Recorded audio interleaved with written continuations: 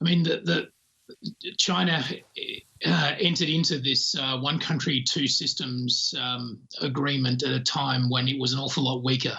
Now it's stronger, and it feels strong enough that it can impose its will on Hong Kong in a way that it couldn't before.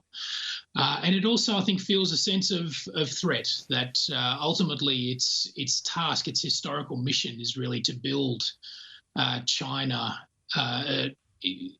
into a first world modern nation, to modernise the whole country, including Hong Kong, and also to do it in I guess an ideologically pure way. So any hint of dissension on that among even in Hong Kong, in a relatively small portion of the population like Hong Kong, is ultimately a threat to the way the Chinese Communist Party sees its own history.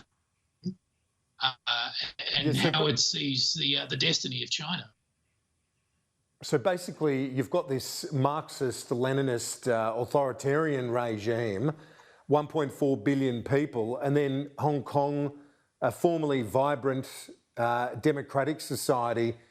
Is it basically that the two ended up being incompatible, as many had predicted they would be, at least at some point, and that's happening now? Well, it's interesting to look at the comments yesterday from the Chinese Foreign Minister Wang Yi, and they weren't in relation to Hong Kong. They actually related to the tensions between the United States and China at the moment. And he even raised the idea that China and the United States could be entering a new Cold War. And what he said was that China has no intention to change, still less replace the US. And then he went on to say that it was time for the US to stop its wishful thinking of changing China and stopping 1.4 billion people in their historic march towards modernisation. Now, that is boilerplate Chinese Communist Party rhetoric, the historic march towards modernisation. And it's also a reflection of the anxieties of the Communist Party, that they want the United States to stop interfering in China and stop trying to change China in a liberal direction. So they see that threat from the United States, but they also see it coming from Hong Kong and from the example that Hong Kong sets potentially to the rest of China. So is the US-China relationship now on the brink of a Cold War, or is that already underway? Look, I don't think so. And ultimately, what's missing here from a good comparison between China, US today, and China and the Soviet Union in the past is the big issue of motive.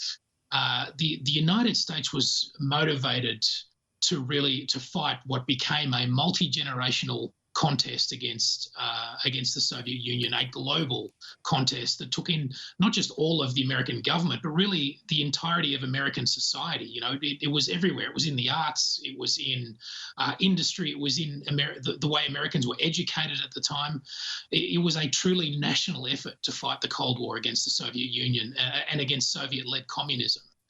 But the motivation to stage another multi-generational conflict of that kind, but this time against an even bigger and even more powerful adversary in China, which is already in some ways a bigger economy, that motivation just isn't there in the United States. So although there's incredible tension at the moment, and there will be periods of really intense acrimony between these two actors, I think ultimately the United States is not going to be motivated to fight another Cold War.